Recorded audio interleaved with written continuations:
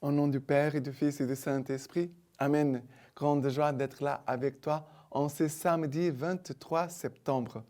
Chaque samedi, c'est une journée dédiée à la Vierge Marie. Que nous puissions, et toi, tu puisses aimer beaucoup c'est la Vierge Marie et apprendre avec elle à écouter la parole de Dieu, la garder et la mettre en pratique. La Vierge Marie, vraiment, elle nous aide beaucoup. Et la première lecture d'aujourd'hui, c'est 1 Timothée, chapitre 6, à partir du verset 13. Je t'en prie devant Dieu, qui donne la vie à toutes choses, et devant le Christ Jésus, qui, sous Ponce Pilate, a rendu son beau témoignage. Garde les commandements sans tâche et sans reproche, jusqu'à l'apparition de notre Seigneur Jésus-Christ, qui fera paraître au temps marqué le bienheureux et unique souverain, le roi des rois et seigneur des seigneurs, le seul qui possède l'immortalité, qui habite une lumière inaccessible, que nul d'entre les hommes n'a vu ni peut voir. À lui appartiennent honneur et puissance à jamais. Amen. Alors ici, c'est Saint Paul qui parle à son fils spirituel Timothée, à qui il dit je t'en prie devant Dieu, qui donne la vie à toutes choses, et devant Jésus-Christ, qui, sous Ponce Pilate, a rendu son bon témoignage. Ça veut dire Jésus qui, devant le tribunal, les accusations, sa patience, sa mort, sa crucifixion et sa mort, Jésus a rendu un bon témoignage de l'amour de Dieu pour nous, de son amour jusqu'à l'extrême de notre Sauveur. Il est notre Sauveur. Et Paul demande à Timothée aussi de garder les commandements sans tâche et sans reproche, jusqu'au moment que Jésus viendra dans sa gloire pour juger les vivants et les morts. Mais il dit, garde les commandements, ça veut dire garde les paroles, parce que ce n'est pas seulement le commandement, parce que dans le Nouveau Testament, parfois on écoute loi, le mot loi, commandement, décret, tout cela concerne la parole de Dieu. Paul demande à Timothée de garder la parole de Dieu sans tâche et sans reproche jusqu'à la fin de sa vie. Ça veut dire que vraiment, les témoignages de Timothée et ton témoignage et mon témoignage puissent être accordés, ça veut dire cohérents avec la parole que nous écoutons et la parole que nous proclamons. Voilà, parce que ça ne serait à rien d'annoncer une parole et que cette parole ne produise aucun fruit dans notre vie. On sait très bien que nous sommes pécheurs. Il y a de certaines paroles, certainement, que nous avons plus de difficultés à vivre, mais en tout cas, nous désirons les vivre. Ça veut dire que tout notre être, elle est tournée vers la parole, est centrée sur la parole, sur le commandement du Seigneur. Et après, il dit que Jésus, l'unique souverain, le roi des rois, seigneur des seigneurs, le seul qui possède l'immortalité, qui habite une lumière inaccessible, que nul d'entre les hommes n'a vu ni peut voir. C'est beau, c'est comme cette proclamation de foi sur Jésus-Christ, centrée sur la personne de Jésus-Christ. Et notre vie doit être toujours dans cette attitude, centrée sur la personne de Jésus-Christ. Même la Vierge Marie, la dévotion mariale, elle est toujours centrée, tournée vers Jésus-Christ. La Vierge Marie, qu'est-ce qu'elle fait? Elle nous conduit toujours à Jésus. La Vierge Marie va toujours nous dire, faites tout ce qu'il vous dira, comme au Cana. D'accord? Et après, il finit en disant, à lui appartiennent honneur et puissance à jamais. Amen. Voilà, à Jésus appartiennent honneur et puissance pour les siècles des siècles. C'est très beau de voir, voilà, ces deux attitudes de Paul.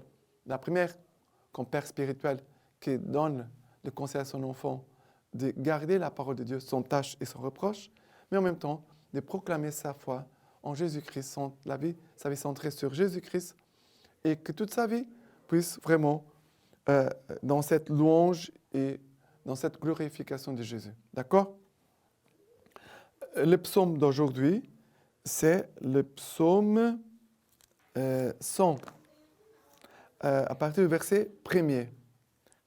Acclamez le Seigneur toute la terre, servez le Seigneur dans l'allégresse, venez à lui avec des chants de joie. Sachez-le, c'est le Seigneur qui est Dieu. Il nous a fait, nous sommes à lui, son peuple et le troupeau de son bercail. Venez à ses portiques en rendant grâce, à ses parvis en chantant louange. Rendez-lui grâce, bénissez son nom. Il est le Seigneur, éternel est son amour, et d'âge en âge sa vérité. Alors, ici, le psaume nous invite à acclamer le Seigneur, toute la terre, tout notre être doit acclamer le Seigneur, de servir le Seigneur avec allégresse, avec joie, et de venir au Seigneur avec des chants de joie, ça veut dire des chants de louange. Voilà, le psaume nous invite à nous approcher du Seigneur, à aller vers le Seigneur. Et après, il dit, le Seigneur est Dieu, il nous a fait, nous sommes à lui, nous sommes son peuple, le troupeau de son bercail. Voilà, nous appartenons au Seigneur, nous appartenons au Seigneur. C'est une profession de foi aussi, ici. La première partie, c'est une invitation pour nous approcher du Seigneur, mais la deuxième partie, c'est de proclamer notre foi. Il est Dieu, et il nous a fait, nous sommes à lui, nous sommes son peuple, le troupeau de son bercail. Et après, on finit par les chants de louange, de bénir le Seigneur, et de chanter que son amour est éternel. L'amour du Seigneur est éternel. Nous devons toujours proclamer que son amour est éternel. Aujourd'hui, nous pouvons vraiment dire cette phrase, Seigneur, éternel est ton amour, Seigneur, éternel est ton amour. En toutes choses que nous allons vivre pendant cette journée, de proclamer, le Seigneur éternel est ton amour, Seigneur éternel est ton amour. D'accord? Et maintenant, l'évangile d'aujourd'hui, c'est Luc chapitre 8, à partir du verset 4. Comme une foule nombreuse s'est rassemblée et que de toutes les villes on s'acheminait vers lui, il dit par parabole. Le semeur est sorti pour s'aimer sa semence. Et comme il s'aimait, une partie du grain est tombée au bord du chemin. Elle a été foulée aux pieds et les oiseaux du ciel ont tout mangé. Une autre est tombée sur les rocs et après avoir poussé, elle s'est desséchée faute d'humidité. Une autre est tombée au milieu des épines. Et poussant avec elle, les épines l'ont étouffée. Une autre est tombée dans la bonne terre, a poussé et produit du fruit au centuple. Et ceci disant, il s'écriait, entende qui a des oreilles pour entendre. Ses disciples lui demandaient ce que pouvait bien signifier cette parabole. Il dit, à vous, il a été donné de connaître les mystères du royaume de Dieu, mais pour les autres, c'est en parabole afin qu'ils voient sans voir et entendent sans comprendre. Voici donc ce que signifie la parabole. La semence, c'est la parole de Dieu. Ceux qui sont au bord du chemin sont ceux qui ont entendu. Puis vient le diable qui enlève la parole de leur cœur, de peur qu'ils ne croient et soient sauvés. Ceux qui sont sur les rocs sont ceux qui accueillent la parole avec joie quand ils l'ont entendue. Mais ceux-là n'ont pas de racines. Ils ne croient que pour un moment, et au moment de l'épreuve, ils font défection. Ce qui est tombé dans les épines, ce sont ceux qui ont entendu, mais en cours de route, les soucis, la richesse et les plaisirs de la vie les étouffent, et ils n'arrivent pas à maturité. Et ce qui est dans la bonne terre, ce sont ceux qui, ayant entendu la parole avec un cœur noble et généreux, la retiennent et portent du fruit par leur constance. Alors, on commence cette lecture d'aujourd'hui. Jésus qui est sorti pour s'aimer la semence. Et les missionnaires, c'est ça qu'ils font chaque jour. On doit sortir de nous-mêmes pour s'aimer la parole de Dieu. Jésus-Christ est sorti du sein du Père, est venu sur cette terre pour s'aimer la parole de Dieu. Mais chacun de nous sommes disciples missionnaires de Christ, nous sommes invités chaque jour de sortir, ça veut dire sortir de nous-mêmes, pour jeter la semence partout où nous passerons. Mais Jésus va donner l'explication pour nous expliquer quelles sont les différentes sortes de terrains. Alors Jésus va dire, Ceux qui sont au bord du chemin sont ceux qui ont entendu, puis viennent les diables qui enlèvent la parole de leur cœur. Alors, ça veut dire qu'ils ont reçu la parole, mais n'ont pas écouté véritablement. Ils étaient là, assis, peut-être sur le banc de l'église. Ils étaient là, la parole a été proclamée, mais ils n'ont pas reçu vraiment la parole de Dieu. Ils n'ont pas ouvert les oreilles et le cœur pour écouter la parole du Seigneur. Et après, les diables viennent et enlèvent la parole. Après, ceux qui sont sur le roc sont ceux qui accueillent la parole avec joie.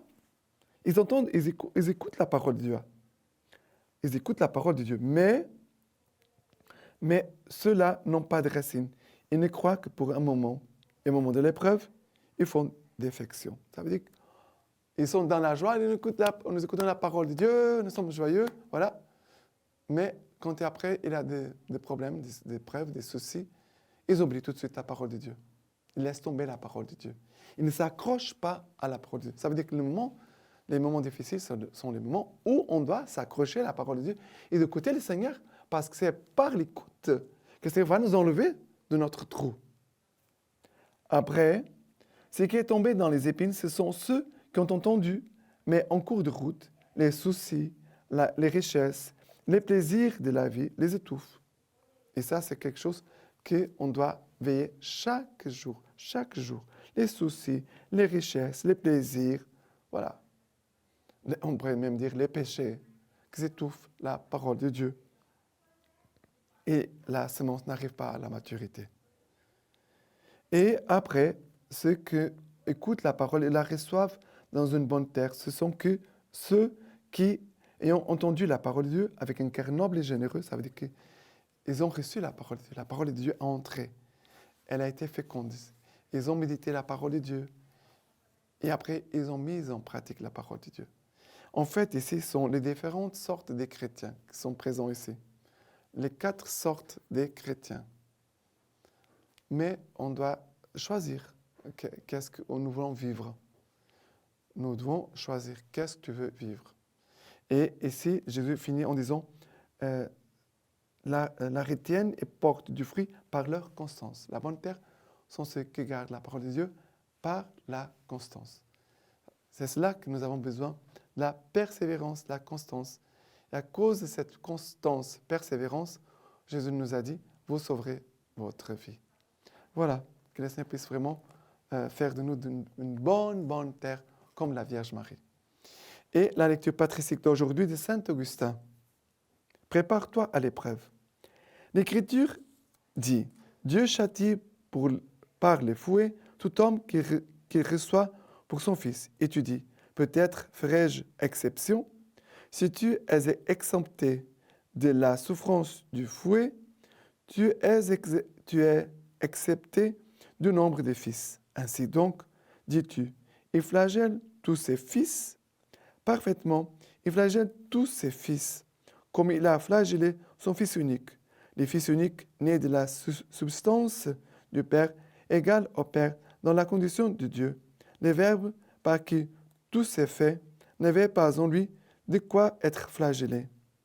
Il s'est revêtu de chair pour ne pas se soustraire à la flagellation. C'est lui qui châtie son Fils unique alors qu'il est sans péché, épargnerait le Fils adoptif qui a péché, car l'apôtre dit que nous avons été appelés à l'adoption. Nous sommes devenus fils par adoption pour être les co-héritiers du Fils unique, et même pour être son héritage. Demande, et je te donnerai les nations en héritage. Dieu nous l'a proposé en exemple avec ses souffrances. Maintenant, je vous laisse la bénédiction par les mains toutes pures de la Vierge Marie. Que Dieu Tout-Puissant vous bénisse et vous garde, le Père, le Fils et le Saint-Esprit. Amen.